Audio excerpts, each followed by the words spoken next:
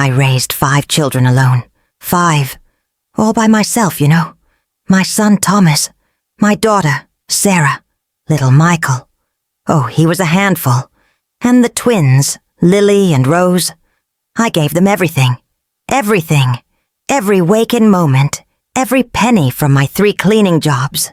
Every stitch I sewed late into the night by the light of a single lamp.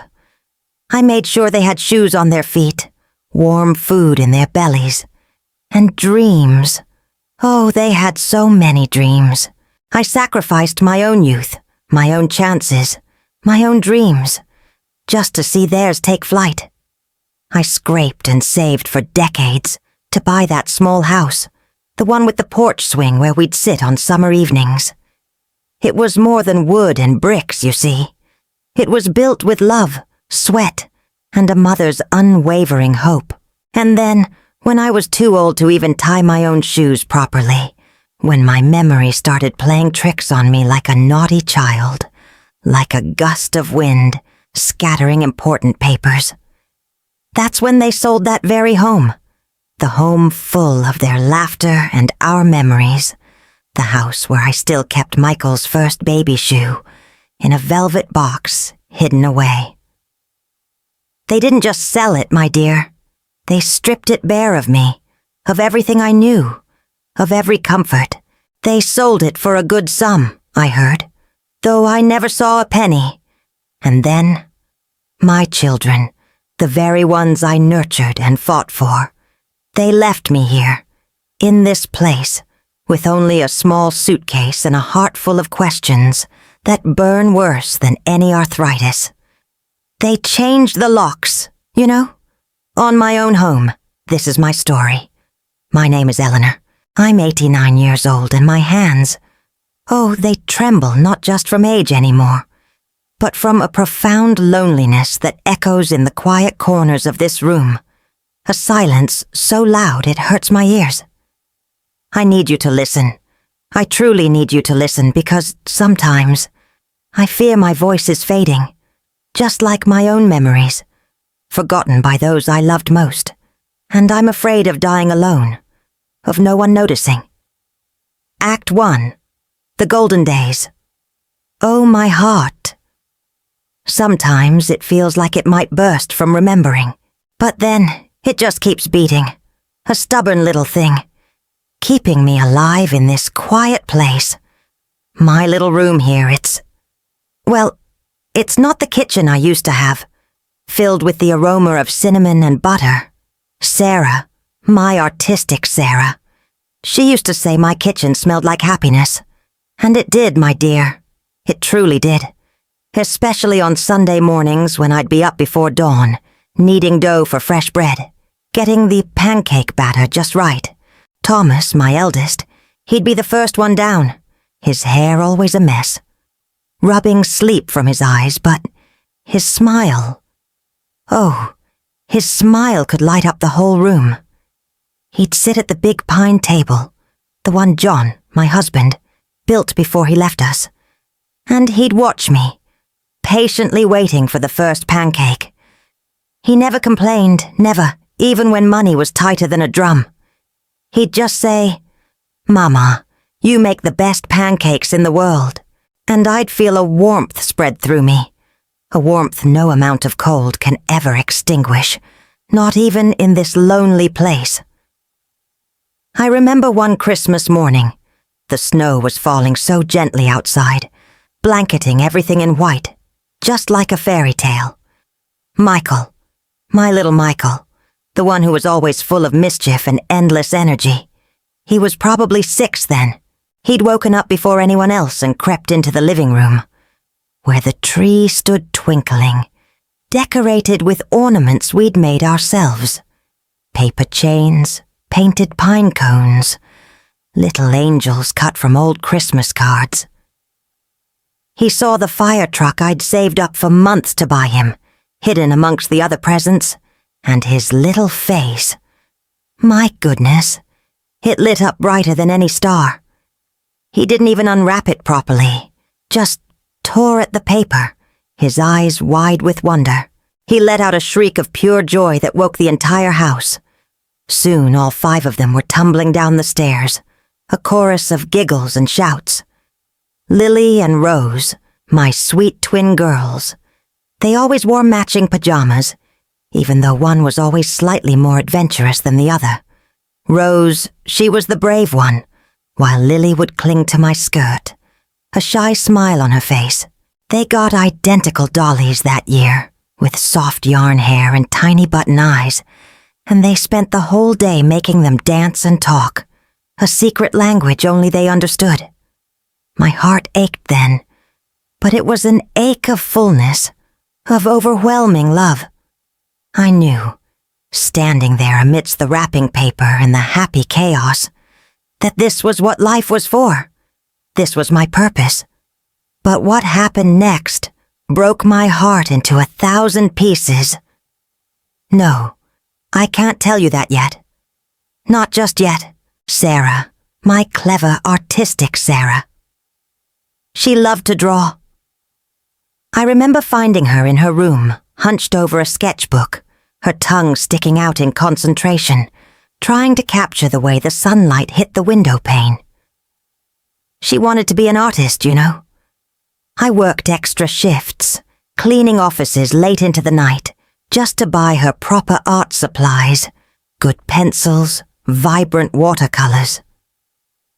When she got into art school, my chest swelled with pride so much, I thought it might burst. She called me crying happy tears, and I cried with her. "You did it, my sweet girl," I told her. "You did it." She even painted a portrait of me once, when I was younger, with fewer wrinkles and more hope in my eyes. It hung in our living room for years, a testament to her talent and our bond. I wonder where it is now. I wonder if she kept it. My John, he was a good man. He left us too soon, before the children were grown. But he taught me how to be strong, how to face the world, even when my heart was breaking. He taught me how to fix a leaky faucet, how to plant a garden that would feed us through the summer. And after he was gone, I used those lessons every single day. I remember replanting his rose bush, the one he loved so much, the summer after he passed. My hands were shaking, and the tears were blurring my vision. But I did it. For him. For them. Thomas, bless his heart, he tried to help, even though he was only 12. He stood by me, silently handing me tools, a little man already trying to take his father's place. I knew then that my children would be good, strong people, because I was raising them to be. We didn't have much, but we had each other. We'd spend summer evenings on the porch swing, the very one I told you about, the one from the house they sold. I'd tell them stories, old folk tales, and sometimes stories about their father. The air would smell of honeysuckle, and the fireflies would dance in the twilight. Michael would try to catch them in a jar, and Lily and Rose would sing little made-up songs, their voices like tiny bells. Sarah would sketch, and Thomas, he'd just listen, his head resting on my shoulder. Those moments, those simple, beautiful moments, they were worth more than all the gold in the world. I held them close, those children, and I knew I would do anything for them. Absolutely anything. And I did. I truly did. I remember thinking, as I watched them grow, these beautiful, vibrant young people, that I had done a good job. I had given them roots, and I had given them wings. I saw them fly off one by one, into their own lives, their own careers, their own families. Thomas, a successful engineer. Sarah, a renowned artist just as she dreamed. Michael, a teacher shaping young minds. Lily, a dedicated nurse. And Rose, a wonderful mother. Just like I hoped she'd be. My heart swelled with pride every time I thought of them. I used to call them, not every day, but often enough, just to hear their voices, to hear about their day, their triumphs, Their little troubles. They were my world, my purpose, my everything. If you knew what I discovered at the end of this story, you might still have time to avoid making the same mistake my children did. Because it wasn't just about selling the house, you see. It was about something far, far deeper. My hands still smell faintly of lavender soap from washing them this morning. But I miss the scent of baby powder, of freshly baked apple pie, of the earth from my garden. I miss the sound of laughter, of arguments even. The silence here. It's a constant reminder, a constant echoing emptiness. And I can't help but wonder sometimes, when I look at the faded photographs I keep under my pillow, if they remember those days too. If they ever think of the smell of my kitchen, or the stories on the porch swing, or the sacrifices I made. Do they remember the mother who gave them everything, even her own dreams? Do they ever hear that little boy's shriek of joy from Christmas morning? Or is it all just forgotten? Like me. Forgotten. It didn't happen all at once, you see. It wasn't like a sudden storm that sweeps everything away in a single gust. No, it was gradual. Like a plant slowly dying without water, petal by petal, leaf by leaf, until all that's left is a brittle stem and a memory of bloom. That's how it felt, my dear. A slow fading, a quiet retreat. I remember my 80th birthday. Oh, what a day that was. All 5 of them were there, my precious children. Thomas, Sarah, Michael, Lily, and Rose. Even some of my grandchildren. We had a big cake, and they sang for me, a little off-key, but full of warmth. Thomas, my sensible Thomas, he even gave me a beautiful scarf, knitted by Sarah, he said. Sarah, my artist, she drew a lovely picture of me, surrounded by little birds. Michael, my playful Michael, he tried to juggle the birthday candles. Lily and Rose, my sweet twins, they just hugged me so tight I thought my old bones would crack. But it was a joyous ache. 8 years later, on my 88th birthday, the phone, it didn't ring. Not from Thomas, not from Sarah, not from Michael. Lily sent a text, a little emoji cake, and Rose called late in the evening, her voice hurried, saying, "Happy birthday, Mom! So sorry. Crazy day with the kids." It was a 5-minute call. 5 minutes. For 88 years. No cake, no song. Just the quiet hum of the refrigerator in my little house. The house that would soon be gone. That was the first time I truly felt the cold. Before that, the calls had started to get shorter, less frequent. Sundays used to be my day. John, my husband, he would always say, "Eleanor, you deserve this day to yourself." But after he left, Sundays became my children's day. A visit, a phone call. Sometimes all 5 of them would stop by, bringing their children, filling the house with laughter and noise, the kind of noise that makes an old woman's heart sing. Then Thomas started getting promotions, big responsibilities. "Mama, I'm so swamped. You wouldn't believe it. I'll call you next week, promise." And next week would turn into the week after. Sarah, my artistic Sarah, she started traveling more for her exhibitions, gallery openings. "Oh, Mom, I'm in Paris this week, then New York. It's crazy, but I'll send you a postcard." The postcards stopped coming after a while. Michael, my little Michael, he had 3 children of his own now, always busy with school plays, soccer games. "Mom, the kids have so many activities. I barely have a moment to breathe. Maybe next month? For sure next month." Lily, my dedicated nurse, she worked long, unpredictable shifts. "I'm exhausted, Mom. My patients need me. I'll swing by when I can catch a break." And Rose, my Rose, the one who always seemed the most grounded, she started going through a rough patch with her husband. "Mom, I'm just trying to keep my own family together right now. You understand, don't you? Oh, I understood, my dear. I always understood. I just kept waiting. Every Thursday, I'd still clean the house, dust the little porcelain figures Sarah made me when she was tiny, polish the pine table John built. Maybe today they'll come, I'd think. Maybe today. I'd save a little extra of whatever I was cooking just in case. A piece of chicken, a scoop of mashed potatoes. It always ended up in the bin, of course. But the hope was harder to throw away. It just clung to me, stubbornly. Wait. I haven't told you the most painful part yet. The moment the suggestion, a whisper at first, became a shouted truth. One afternoon, Thomas and Sarah came over. They sat on my old sofa, the one with the floral pattern that I'd had since before Michael was born. Thomas cleared his throat, avoiding my eyes. Sarah was fiddling with her purse. "Mom," Thomas started.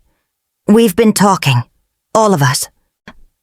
My heart, it started to beat a little faster, a nervous flutter. "The house. It's getting to be too much for you. All those stairs, the garden, keeping it up." Sarah nodded, her eyes still on her purse. "And you're getting forgetful, Mom. You left the stove on last week." She said it softly, but it felt like a hammer blow. We think it would be better for you to be somewhere safer."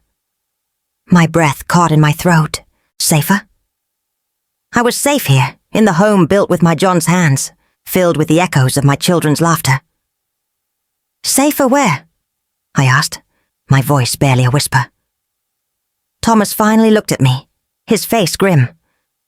"A nursing home, Mom. It's for your own good. They have nurses, doctors, people to help you, other residents to talk to." He said it like it was a gift, a grand solution. But to me it sounded like a prison sentence, a final exile. "Oh, you won't be alone anymore," Sarah added as if that was the worst part of my life. But my solitude, in my own home, was still my solitude. This was different. This was their solitude for me. I tried to argue, to plead, but my words felt small, powerless. They had already decided. My children, my Thomas, my Sarah. They had already decided my fate. I felt like a child, being told what was best for me, helpless to resist. My hands trembled, but it wasn't from Parkinson's. No, it was from longing. Longing for the days when their words were, "Mama, I love you." Not "Mom, it's for your own good." What I'm about to tell you will explain why they never came back after that. The move. Oh, the move. It was quick. Heartless, almost. They came with boxes, but not to pack everything. Just a few essentials. My favorite blanket, a worn photo album, my Bible. They didn't ask what I wanted to keep. They just chose. My mother's china, the set I'd saved for years to buy. The one we used every Christmas? Packed away somewhere, sold. I don't know. My sewing machine, the one I used to mend all their clothes, make their costumes. The one that hummed with purpose in my quiet evenings. Gone. The big pine table, the one John built. The one Thomas ate his pancakes on. Disappeared. My portrait, the one Sarah painted with so much love. I never saw it again. They stripped the house bare, not just of my belongings, but of my entire life. They changed the locks, you know? On my own home, my own home. It wasn't just the house they sold, you see. It was my very connection to the past. And then, they brought me here, to this small room, this place they called safe. They came to visit a few times here in the beginning. Thomas brought flowers once. Sarah read to me from a book of poetry. Michael introduced me to his youngest, a sweet little boy who called me Grandma. not great-grandma, because he didn't know the difference. Lily and Rose came together, their faces tired, their smiles strained. They'd sit by my bed, making small talk about the weather, about the price of groceries. Never about the old days, never about the porch swing, never about the dreams I sacrificed for them. I pretended everything was fine, of course. Oh, it's lovely here, dear. So many nice people. I didn't want to be a bother, didn't want them to feel guilty, didn't want to add to their crazy schedules. The last time Rose came, she held my hand, and her eyes were a little watery. "We'll be back soon, Mom," she said, her voice soft. "Next week, maybe." But next week became next month, and next month became never. That was almost 2 years ago, my dear. Almost 2 years since I heard a child of mine promise to return. My grandson doesn't even know my name now. I saw him in a photo on the nurse's desk, a school picture, and I pointed to him saying, "That's little John," naming him after my husband, his great-grandfather. The nurse smiled gently. "No, Eleanor, that's Peter, your great-grandson." I just nodded, a small wave of shame washing over me. Peter. Of course, here's the part that makes me cry every single night. I still remember the smell of their hair when they were babies, the weight of them in my arms. I remember their first steps, their first words, their scraped knees, their triumphs. I remember every single sacrifice, every penny earned, every sleepless night. And I wonder when the silence here grows so loud it hurts my ears, when the light from the hallway casts long, lonely shadows on my wall, if they ever remember any of it, if they ever think of me, or if I am just a faded photograph, forgotten in an old dusty album that someone else now owns. My hands tremble, but it's from longing, not just from age, from longing for a touch, a voice, a memory shared, a simple, "I love you, Mom." You know what's worse than death? Being alive and forgotten. Every morning I wake up to the same pale light filtering through the thin curtains of this room. Not the sunlight that used to stream into my kitchen, warm and golden, promising a new day. No, this light is dull, lifeless. I lie there for a while, listening for the chirping of birds outside my old window, the distant rumble of a delivery truck, the soft pad of footsteps from John coming back from his morning walk. But there's only the low hum of the fluorescent lights in the hallway, the faint scent of antiseptic, and the rhythmic beeping from Mrs. Goldberg's room next door. No purpose, you see. No breakfast to make, no garden to tend, no children to wake for school. Just waiting for the aide to come, to help me get dressed, to lead me down to the dining hall. Meals are an exercise in solitude, a plate of bland food, a plastic cup of lukewarm water. I sit at a table with 3 other ladies, but we rarely speak. Mrs. Henderson. She hums to herself, lost in her own world. Mr. Peterson, who sometimes visits his mother, told me she hums an old lullaby. It reminds me of the songs I used to sing to Lily and Rose, soft melodies to lull them to sleep. But here, there's no lullaby, just the clinking of forks and the silence. I look around sometimes at the other faces, equally lost, equally alone. And I wonder if they too raised 5 children alone. Did they too sacrifice their youth, their dreams, only to end up here, a forgotten relic? Sometimes I pretend. I pick up the faded photograph I keep tucked under my pillow, a picture of John, my handsome John, from our wedding day. He's smiling, his eyes so full of life and promise. "Oh, John," I'll whisper, tracing his face with my trembling finger. You wouldn't believe it here. It's so quiet, too quiet. And then I'll move to the one of Thomas, a chubby-cheeked toddler, his first birthday. "My son," I'll say, my voice raspy. "My big boy. You love pancakes, didn't you, Thomas? Mama used to make them just for you." My little grandson, the one Michael brought once, he called me Grandma, not great-grandma. He didn't know. No one explained. Maybe they thought it best if he just called me Grandma. Less complicated, less old. The phone, the little gray phone on the nightstand next to my bed. It sits there, silent, a monument to forgotten connections. I dust it every morning, even though it never rings. Never. Not a wrong number, not a telemarketer, not a single voice from the outside world, not a word from Thomas or Sarah or Michael, Lily and Rose. I haven't seen them in ages. Not even a text, not even an emoji cake anymore. It just sits there, an empty promise, a ghost of a lifeline, a cruel reminder of how utterly alone I am. Oh, Mother's Day. That was a hard one. They brought flowers and balloons to the dining hall for some of the other residents. Children, grandchildren, even great-grandchildren, all gathered around, laughing, sharing stories. I saw one lady, Mrs. Davies. She got a big, bright bouquet of roses, and her daughter was stroking her hair. My throat tightened. I felt a stinging behind my eyes.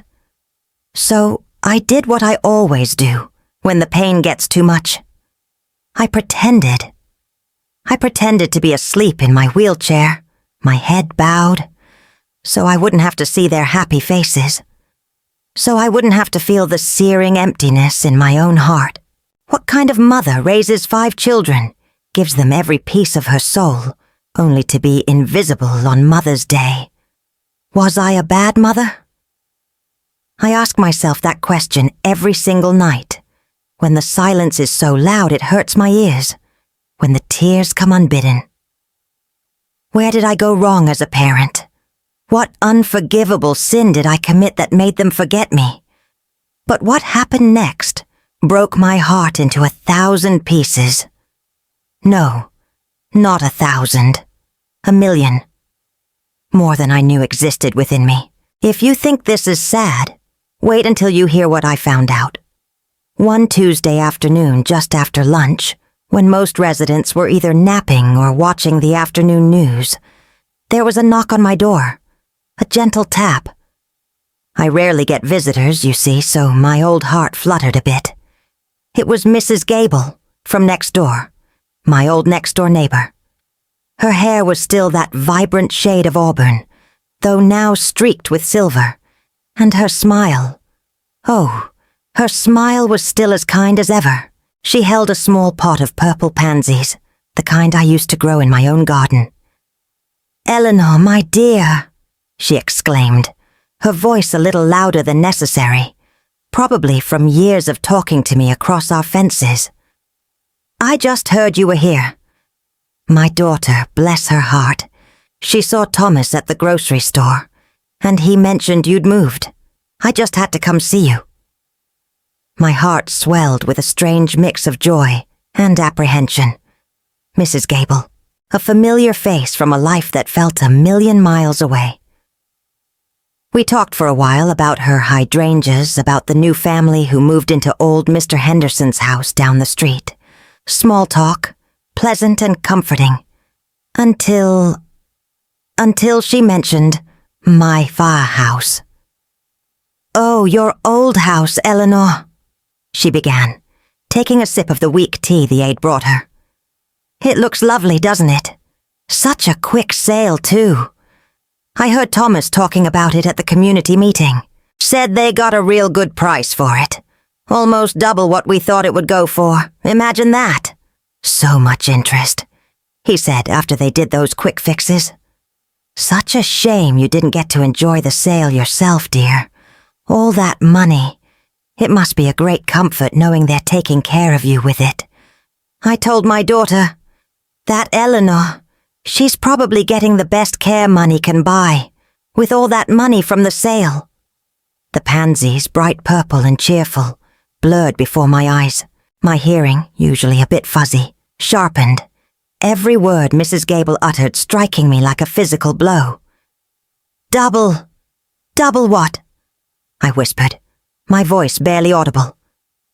The quick fixes. Mrs. Gable, oblivious to the storm brewing inside me, nodded cheerfully. Oh yes, Thomas, he was so clever. Said they just tarted it up a bit, you know. A fresh coat of paint, new light fixtures. Made it look brand new without spending a fortune. And then boom, sold in a week, cash offer. Said they were so relieved to finally have some extra funds, especially with Sarah needing to renovate her studio, and Michael's new car, and Lily's daughter needing braces. A big relief, he said, a real blessing. She smiled, a genuine, kind smile. I'm just so happy for them, Eleanor. And for you, of course. All that money from the house, making sure you're comfortable here. My world tilted. The room spun, not from dizziness, but from the sheer crushing weight of her words. Extra funds, renovations, new cars, braces, all that money, making me comfortable here? I worked my whole life to give them everything, every penny, every dream. I scraped and saved for decades to buy that small house, the one with the porch swing. It was more than wood and bricks, you see. It was built with love, sweat, and a mother's unwavering hope. And they sold it. Not just to find me a safer place, not just because I was forgetful. They sold it for their renovations, for their new cars, for their children's braces. They took my home, my sanctuary, my final connection to John and to our life, and they turned it into liquid cash for their own comfort, their own convenience. And then they put me here, in this sterile room, with its bland food and its silent phone, and told me it was for my own good. They didn't just change the locks on my home, they changed the locks on my heart, sealing it with a cold, hard truth, the memory of Thomas, my sensible Thomas, telling me, "It's for your own good, Mom," echoed in my ears. But now, his words were dripping with a bitter irony. Sarah, my artistic Sarah, fiddling with her purse, her eyes avoiding mine. Michael, my playful Michael, too busy with his own children's activities. Lily, my dedicated nurse, too exhausted. Rose, my Rose, trying to keep her own family together. They were never too busy. They were just too greedy, too selfish. They didn't care about my safety. They cared about the profit. My own children, the ones I had raised with every ounce of love in my being, had treated me like a broken-down appliance, a burdensome asset to be liquidated for their own gain. I wasn't their mother. I was an inheritance, cashed in early. The pansies on the table, once a symbol of kindness, now mocked me with their cheerful purple petals. My hands tremble, I thought, but it's not from Parkinson's. It's from betrayal. The silence in the room suddenly felt heavier, thicker, pressing down on my chest. It wasn't just physical solitude anymore. It was a profound, aching loneliness of the soul, a realization that the very people who should have loved me most had traded me for money. They had sold my future, my past, and my dignity, and walked away, richer in coin, poorer in spirit. They had changed the locks, not just on the house, but on any hope I had left of their love. The pansies, still vibrant, felt like a cruel joke on my nightstand. I just sat there in my armchair, the faded floral pattern now mockingly familiar. Each word echoed in the silence, a hammer striking my heart, carving out pieces I didn't know I had left to lose. My Thomas, my sensible Thomas, standing there, telling me, "It's for my own good, Mom." Was he rehearsing those lines while thinking of the new paint for Sarah's studio? Was Sarah, my artistic Sarah, already picturing her renovated space, her new canvases, her dreams bought with the bricks and mortar of my life? Where did I go wrong? Oh, my dear, that question.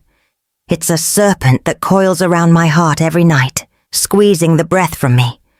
I lie awake in this sterile bed, staring at the shadows on the ceiling, trying to replay every moment, every decision. Was I too busy? I had those 3 cleaning jobs, just to keep food on the table, just to make sure they had shoes. I sewed late into the night, making their clothes, patching their worn trousers. Did I hold them enough? Did I tell them I loved them enough? I remember Michael, my little Michael, always wanting a story. Just one more. And sometimes I was so tired my eyelids felt heavy as stones. Did I snap at them too often, overwhelmed by the unending struggle? Did I seem too strong, too capable? So they thought I didn't need their love, only their money? Did I make them feel like I was a burden even then? I never wanted them to feel guilty. Never. I wanted them to be happy, to live the lives I couldn't. I gave them roots, and I gave them wings. Did those wings just carry them too far away from me? So far they couldn't see me waving goodbye, or hear my cries? My John, he always said I was too hard on myself, that I was a good mother. But he's not here now. Only the silence, that awful hurting silence, and the echoes of my own self-recrimination. Perhaps I should have fought harder when they said, nursing home. Perhaps I should have clung to my old house, refused to leave, even if it meant being alone in a crumbling place. But I didn't want to be a trouble, you see. Never a trouble. I always put their needs, their comfort, their peace of mind, before my own. And now here I am, alone. And they have their comfort, their peace of mind, bought with the very home I worked my life to provide. Sometimes a strange feeling comes over me. It's not hatred, my dear. No, never hatred. How can a mother hate her own flesh and blood? It's a profound, aching forgiveness. I forgive them. I truly do. I forgive Thomas for his ambition, Sarah for her dreams, Michael for his busy family, Lily for her exhaustion, Rose for her struggles. I forgive them for thinking my life, my home, my past was simply a resource to be tapped for their present. But the pain of being forgotten, the pain of being traded for material things, that pain doesn't go away. It lingers. It settles in my bones. A colder, deeper ache than any arthritis. It whispers to me in the dead of night, reminding me that while I might forgive their actions, the wound they left is too deep to ever truly heal. I even tried to write them a letter once. My hands were shaking so much the pen could barely form the words. I wanted to tell them everything. How I remembered Thomas's first pancakes, Sarah's drawings, Michael's shriek of joy. I wanted to remind them of every sacrifice, every stitch I sewed, every dream I let go of for their sake. And then I would have mentioned Mrs. Gable's words, the extra funds, the renovations, the new cars.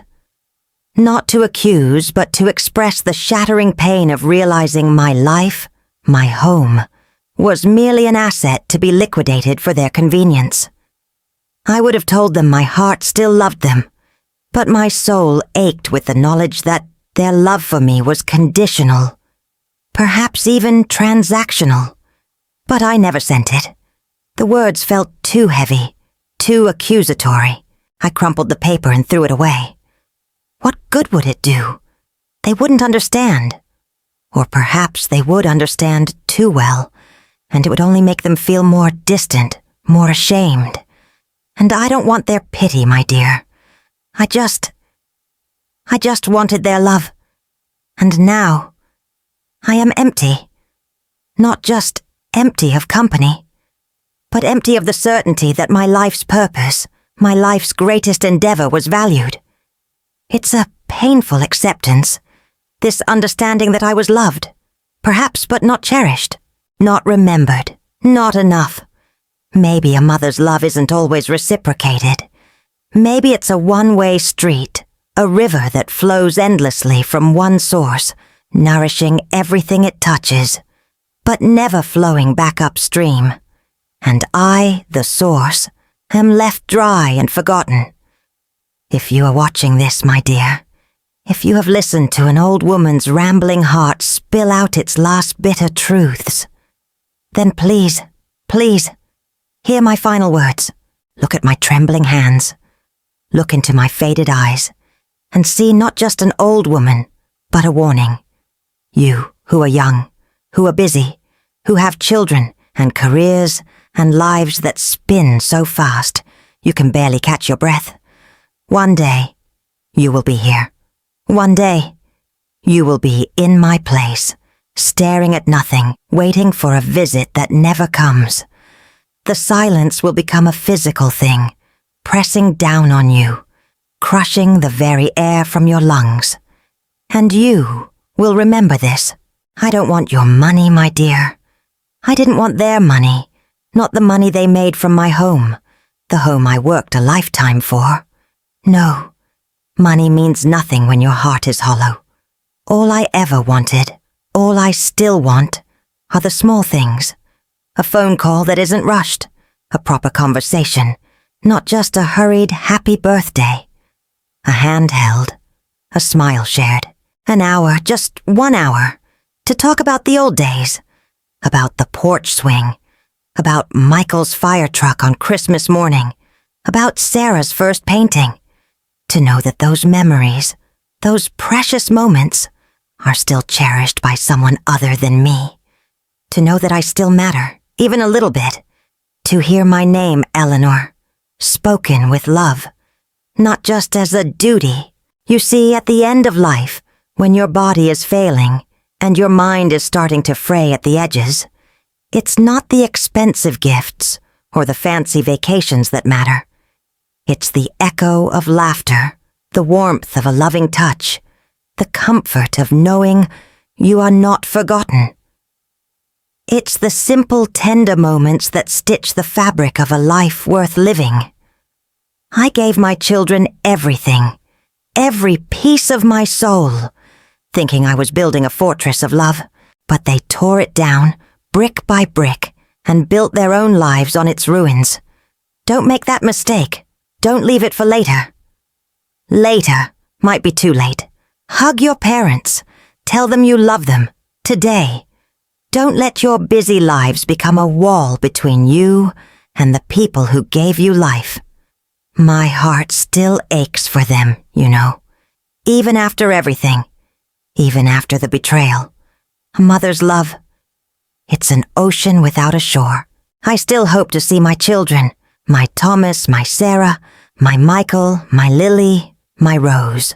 One last time. Just to look into their eyes, to tell them I forgive them, to tell them I still love them, no matter what. Is that too much to ask before I close my eyes forever? Just one last goodbye. One last moment so I don't die with this emptiness inside me, this silent scream. This was the story of Eleanor, one among millions of abandoned elders. If this story touched your heart, don't put off that call, that visit, until tomorrow. Time doesn't go back, and regret is the only feeling that has no cure. Share this video with someone who needs to hear this message. And if you have elderly parents, hug them for me. Hug them while you still can. Subscribe to the channel, Portraits of Life, Pain in the Soul, for more stories that remind us what truly matters.